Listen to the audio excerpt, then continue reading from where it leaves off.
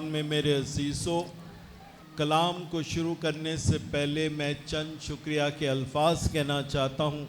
ये मेरा पहला मौका है कि आज मैं यहाँ वज़ीराबाद की कलीसिया के साथ इबादत कर रहा हूँ और पहली दफ़ा इस गिरजाघर में, इस पैरिश हाउस में, इस इलाके में मैं आया हूँ। यकीनन आप लोगों का ईमान, जोश और उससे बढ़कर मुक़द्दसा माँ के साथ प्यार देखकर मैं महसूस करता हूँ कि ईमान वाकई में यहाँ पर बहुत मज़बूत है।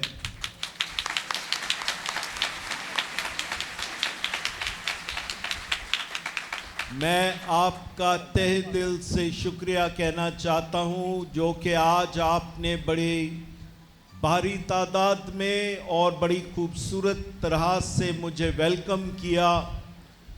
जुलूस के नाते से फूलों की पत्तियां निछावर की है। मैं आप सबका तहे दिल से शुक्रिया।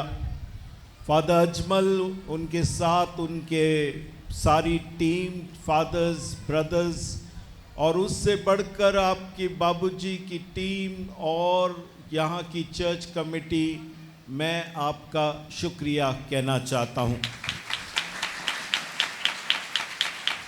आज जैसे आप जानते हैं कि आज मैं यहाँ सिर्फ ज़ियारत के लिए नहीं, बल्कि इन सफ़ेद कपड़ों में जो हमारे नौजवान आए हैं, इस्तिकाम का सैक्रमेंट हासिल करने के लिए आए हैं। इस्तिकाम का सैक्रमेंट ईमान का सैक्रमेंट है, ईमान। और जब हम ईमान के बारे में बात करते हैं तो ईमान दो तरह से है। एक अकीदे पर भरोसा दिखाना, और हम जानते हैं कि हर इबादत के दौरान हम अपना ईमान का भेद दोहराते हैं, क्योंकि हम कहते हैं कि ये मेरा ईमान है, मैं उस पर अकीदा रखता हूँ, भरोसा रखता हूँ। लेकिन मेरे अज़ीज़ों, एक दूसरा भी ईमान है। जब हम देखते हैं कि यस्सु अपने शागिर्दों के साथ कश्ती में था और किश्ती डगमगा रहा था, हिल रहा था, और शागिर्द तूफान से डर के मारे वो मौत से डर रहे थे, तो उन्होंने यस्सु को जगाया और कहा, हमें बचा। और यस्सु का क्या जवाब है? ए कम एतकादो, ए बंदे जिनका ईमान कमज़ोर है, तुमने मुझ पर ईमान क्यों नहीं रखा? मेरे अज़ीज़ों, आज हम इस नुक्ते पर गौर करेंगे, यस्सु पर मुकम्मल भरोसा, जो ईमान का मतलब है। रूस के मुल्क में, रशिया के मुल्क में, जहाँ पर एक वक्त में मज़हब को तरजीह नहीं दी जाती थी, एक छोटे से कमरे में लोग छुप के दुआ कर रहे थे, पाकमा सो रही थी। उनको पता था कि अगर सिपाहियों को पता चले तो वो सब जेल में बंद किए जाएंगे दुआ करने के लिए। और वो एक छोटे से कमरे में दरवाजे खिड़कियां बंद करके दुआ कर रहे थे। अचानक एक सिपाही दरवाज़ा खोल के दाखिल हुआ अपने बंदूक के साथ, और सामने आकर उसने छत की तरफ बंदूक रख के फायरिंग की और कहा, जो भी मसीह पर ईमान नहीं रखते हैं, भागो, क्योंकि मैं सबको कत्ल करने लगा हूं। सब डर गए, पीछे से कुछ लोग भागे, लेकिन बाकी जमायत बैठे रही डर के मारे। दोबारा उसने 2-3 फायरिंग करके कहा, जो भी यस्सु पर ईमान नहीं रखते हैं, भागो, मैं सबको कत्ल करूंगा। कोई नहीं गया, और फिर उसने कहा, दरवाज़ा बंद करो। जो उस बिल्डिंग में बैठे थे, जो इस छोटे से कमरे में बैठे थे, डर रहे थे कि आज हम यहाँ पे हलाक होंगे। पर उस सिपाही ने अपना बंदूक अलतार के सामने रखा और फादर से कहा, फादर जी नमाज जारी रखो, मैं उनको निकालना चाहता था जो जाके सिपाहियों को, जो अथॉरिटीज़ को जाके बताते हैं, चुगली लगाते हैं। अब वो चले गए हैं, हम सब इबादत आराम से कर सकते हैं। मेरे अजीज़ों, ज़रा सोचे अगर हम वहाँ उसी कमरे में होते, एक सिपाही आके फायरिंग करता और कहता जो यस्सु पर ईमान नहीं रखते हैं जान बचाओ क्योंकि मैं सबको कत्ल करूंगा, हम क्या करते? मैं जब इस्तेकाम से बच्चों से पूछता हूं कि आप क्या करते हैं, तो बच्चे तो बड़े शौक से कहते हैं कि हम तो इधर ही बैठेंगे। और मैं कहता हूं कि अगर मैं वहां पे होता मैं भागता, अगर मैं रुकता तो मेरी ईमान की वजह से नहीं, पाक रूह की ताकत की वजह से। क्योंकि इंसान के अंदर डर खौफ हमेशा कायम रहता है। सिर्फ रूल कुदस हमारे डर और खौफ को दूर कर देती है। मेरे अजीजों, आज हमारे नौजवान इस्तिकाम हासिल करेंगे जो ईमान का सैक्रेमेंट है। और ईमान सिर्फ लफ्जों से नहीं कि मैं ईमान रखता हूं, नहीं, मिसाल दिखानी है कि मैं खुदा पर भरोसा रखता हूं।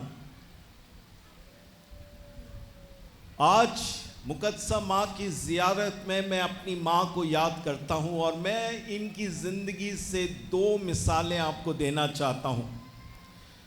मेरी अम्मी 91 इयर्स की हो चुकी हैं, 90 और 1। वो यहाँ पर नहीं, वो कनाडा टोरंटो में है मेरी छोटी बहन के साथ। बड़ी मुश्किल की ज़िंदगी है, लेकिन हर इतवार मैं वीडियो कॉल करता हूँ, उनसे बात करता हूँ। मैं दो वाक़यात बयान करना चाहता हूँ उनकी ज़िंदगी से, जो ईमान के नाते से मैंने बहुत कुछ सीखा।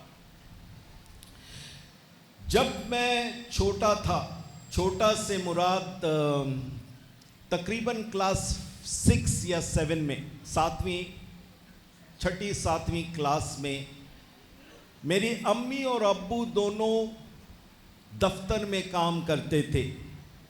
कोई बड़ी नौकरी नहीं, मेरे अब्बू क्लर्क थे, मेरी अम्मी टाइपिस्ट थी। तो एक दिन जब वो शाम को वापस आ गई, उनकी आंखों में आंसू, और उसने हम सब बच्चों को, 5 हैं, हम सबको जमा करके उसने कहा आज अब्बू की नौकरी ख़त्म हो गई। अब्बू की नौकरी अचानक उनको रिज़ाइन देना पड़ा और वो रो रही थी। वो कहने लगी कि हम अब मुकद्दसा माँ खुदा से दुआ करेंगे क्योंकि अब हमें अब्बू के लिए नौकरी की ज़रूरत है, क्योंकि हम 5 हैं और घर चलाने के लिए हमें नौकरी की ज़रूरत है। और अम्मी ने फैसला किया कि हर शाम जो हम रोज़री पढ़ते थे, उसने कहा कि रोज़री को हम और मजबूत ईमान से दुआ करेंगे, बल्कि घुटने टेक करके हम दुआ करेंगे, ताकि मुकद्दसा माँ से इल्तिजा करें कि ए माँ अब्बू को नौकरी दो। और मेरे अजीज़, मेरी अम्मी की आंसू देखकर हम भी परेशान हो गए, हम 5 के 5 भाई बहन। और उस दिन से लेके 1 हफ्ते तक हम इतने मजबूत ईमान के साथ घुटने टेक करके इल्तिजा करने लगे कि 1 हफ्ते के अंदर अंदर हमारी दुआ सुनी गई और अम्मी ने कहा अब्बू को नौकरी मिल गया। मेरे अजीज़ों, उस वक्त मैं बहुत छोटा था, सोचता भी नहीं था कि मैं फादर बनूंगा, सोचता भी नहीं था। लेकिन इस वाक़े ने मुझे याद दिलाई कि मां की ताकत क्या है, इस मां की ताकत क्या है कि जो बंदा ईमान के साथ उसकी तरफ रुक लेता है, मौजज़ा नहीं मौजज़ात देखता है। दूसरी मिसाल जो मेरी माँ ने मुझे ईमान के नाते से सीखा, मैंने जैसे आपको बता, मेरी अम्मी तकरीबन 2000 में, तकरीबन 2001 अम्मी अबू वहाँ पे शिफ्ट हुए टोरंटो। तो मैं तकरीबन हर साल जाता हूँ उनसे मिलने के लिए। मुझे याद है पहला या दूसरा साल जब मैं जा रहा था मिलने के लिए, तो मैंने अम्मी से कहा कराची से आपके लिए क्या ले आऊं? कराची का निम्को, कराची की मिठाई। मैं मम्मी से पूछने लगा और पता उसने मुझे क्या कहा? वो कहने लगी कि मेरी बाइबल ना वो फटने लगी है उनकी साइडें, प्लीज़ मेरे लिए सिर्फ एक बाइबल ले आना। मैं हैरान, मेरी सोच खाने की तरफ, चीज़ों की तरफ, पर मेरा माँ का ध्यान बाइबल ले आना मेरे लिए ताकि मैं बाइबल पढूं।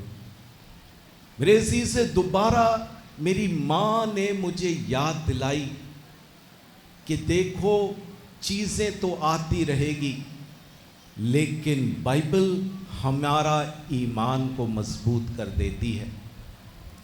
मेरे अज़ीज़ों, आज मैं आपके साथ इस मुक़द्दसा माँ के ईमान के बारे में थोड़ी सी बातें करना चाहता हूँ, क्योंकि मुक़द्दसा माँ का ईमान हमारे लिए सबक आमोज़ है। हमारे नौजवान जो इस्तिकाम का सैक्रमेंट हासिल करेंगे, उनको मजबूत ईमान की ज़रूरत है, और ये माँ हमें सिखाती है कि मजबूत ईमान का क्या मतलब है। आज मुक़द्दसा माँ के ईमान के नाते से मैं आपको सिर्फ 3 बातें बताऊंगा। पहले नंबर पर कि मुक़द्दसा माँ का ईमान अंधा ईमान है। अंधा ईमान, अंग्रेजी में वो थोड़ा सा बेहतर सुनाई देती है, blind faith, to have blind faith, अंधा ईमान। इसका क्या मतलब है? एक आदमी अपने बच्चों को सुबह सवेरे गया दुकान पे डबल रोटी मक्खन अपने नाश्ते लाने के लिए, कि कुछ लोगों ने कहा भाई तुम्हारा घर जल रहा है, भागो अपने बच्चों को बचाओ। वो भागा अपने घर की तरफ और देखा कि घर जल रहा है। अंदर गया, उसने 2 बच्चों को बचाया, लेकिन तीसरा मिल नहीं रहा था और घर अंदर से बहुत ज़्यादा जल गया। वो सोच रहा था, चीख रहा था, बेटा कहाँ है, लेकिन कोई आवाज़ नहीं। अचानक छत से उस बेटे की आवाज़ आई, अब्बू मैं ऊपर हूँ छत पे, मुझे बचाओ, नीचे अंदर सब कुछ जल गया है, मुझे बचाओ। और अब्बू ने अंदर देखकर कहा कि सीढ़ियाँ भी जल के टूट गई, और उसको पता था कि बच्चे को सिर्फ बाहर से छलांग मारते हुए उसको बचा सकता है। उसने बेटे से कहा छलांग मारो, मैं तुम्हें पकड़ लूंगा। पर वहां पे धुआं इतनी ज्यादा थी कि बेटे को कुछ नजर नहीं आ रहा था, सब धुआं। उसने बाप को चिल्लाकर कहा अब्बू मुझे कुछ नजर नहीं आता, मैं कहां पे छलांग मारूं?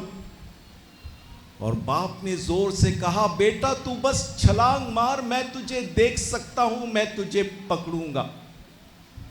बेटे ने कुछ धुआं की वजह से कुछ नजर तो नहीं आ रहा था, बस बाप की आवाज पर उसने लब्बैक कह के अपने आप को छलांग मारा, और जब वो गिरा तो अपने अब्बू के महफूज हाथों के अंदर गिरा और वो बच गया।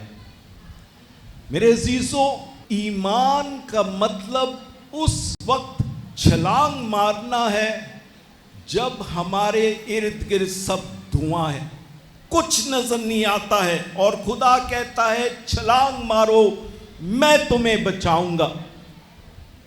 और सिर्फ वो जिस पर बेटा जो बाप पर भरोसा रखता है वो ही छलांग मार सकता है। मेरे अजीजों, जब मुक़द्दसा माँ फरिश्ता जब्राइल ने आकर मुकद्दसा माँ से कहा, क्या तू खुदा की माँ बनने के लिए तैयार?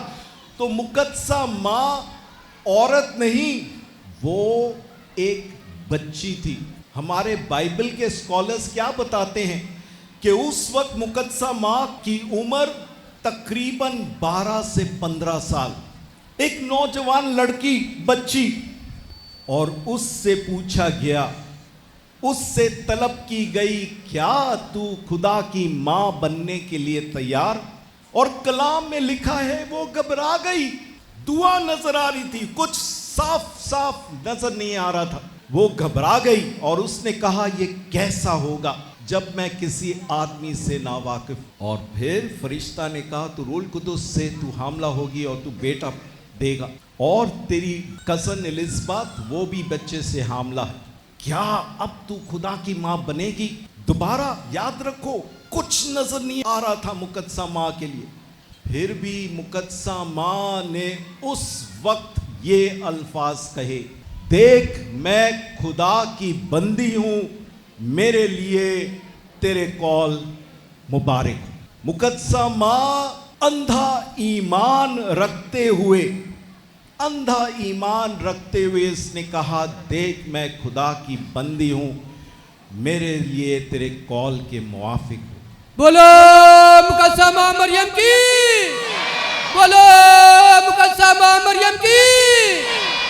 मेरे अजीजों, बहुत से वक्त हमारी जिंदगी में मुकद्दसा माँ यही ईमान तलब करती है कि क्या तुम्हारा अंधा ईमान यस्सु पर है कि नहीं। क्योंकि मुकद्दसा माँ अंधा ईमान रखते हुए अपना भरोसा खुदा पर दिखाती है। और आज हमारे लिए भी दावत है कि अगर हम ईमान रखें तो अंधा ईमान मुकद्दसा माँ की तरह। दूसरा पैगाम कि ईमान रखें जो सलीब की तरफ हमें ले जाती है। ईमान ऐसा रखे कि सलीब उठाने के लिए तैयार रहें। यहाँ पर मैं अपने फेडरल मिनिस्टर शहबाज भट्टी का जिक्र करना चाहता हूँ, मिसाल देना चाहता हूँ। हमारे फेडरल मिनिस्टर शहबाज भट्टी शहादत होने से तकरीबन 1-2 हफ्ते पहले उसने बीबीसी रिपोर्टर को एक इंटरव्यू दिया। क्यों? क्योंकि उसने आसिया बीबी, जिसको सजाए मौत सुनाई गई थी ब्लास्फेमी लॉ के बारे में, तो उसने उसके हक में अपना आवाज़ बुलंद किया। और दहशतगर्दों ने जब उसकी आवाज़ सुनी, उसकी दिफा, तो वो उसको फ़ोन करके पैगाम बेचने लगे कि हम तुम्हें कत्ल करेंगे। और शहबाज भट्टी जानता था कि अब उसको मौत के लिए, सलीब के लिए तैयार होना था। 1-2 हफ्ते पहले शहादत से उसने इंटरव्यू दिया और उस इंटरव्यू में उसने ये अल्फाज कहे। उसने कहा, मैं सलीब के मायने जानता हूं, मैं सलीब के मायने जानता हूं, और अगर आसिया बीबी के लिए मुझे मरना भी पड़े मैं तैयार हूं। मेरे अजीजों, ये है ईमान। सलीब हर रोज उठाकर अपनी सलीब चलना। याद करो जब मुकद्दसा माँ नन्हे बच्चे यस्सु को, उस बच्चे को हैकल में लेके गई और शमाउन नबी था। शमाउन नबी ने बेटे को हाथ में लेकर उसको शुक्रगुजारी की और फिर मुकद्दसा माँ की तरफ देखकर कहा, और देख तेरे दिल के अंदर से एक तलवार गुजर जाएगी। कलाम में लिखा है मुकद्दसा माँ को ये बात समझ नहीं आई, लेकिन उसने इस बातों को अपने दिल में हिफ्ज करके गौर करने लगी कि ये कैसा तलवार जो मेरे दिल के अंदर से गुजरेगी।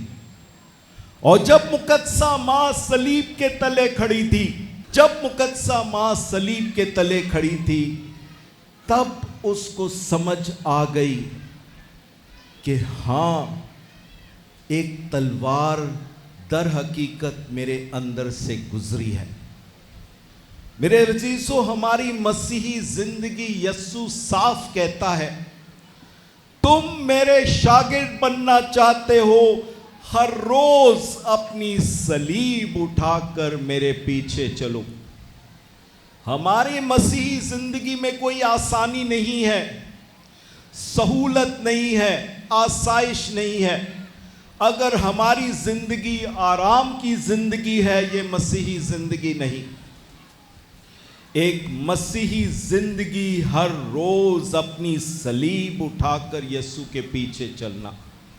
और मुकद्दसा मां इस बात की गवाही देती है कि वो अपना सबसे कीमती तोहफा, उसका बेटा, उसने हमें, दुनिया हम सबको दी है। और मेरे अजीजों, आज मुकद्दसा मां ईमान के नाते से हमारे लिए दूसरा पैगाम दिखाती है कि ईमान का मतलब सलीब का रास्ता चलना। और तीसरा पैगाम ईमान के नाते से कि जो मजबूत ईमान रखता है मुकद्दसा मां की तरह, वो खुदा की मर्जी करते हैं। खुदा की मर्जी, अपनी मर्जी नहीं, खुदा की मर्जी करते हैं। पता नहीं आप लोग कपिल शर्मा शो देखते हैं, तो वहाँ कपिल शर्मा शो में एक बंदा है सिद्धू जी।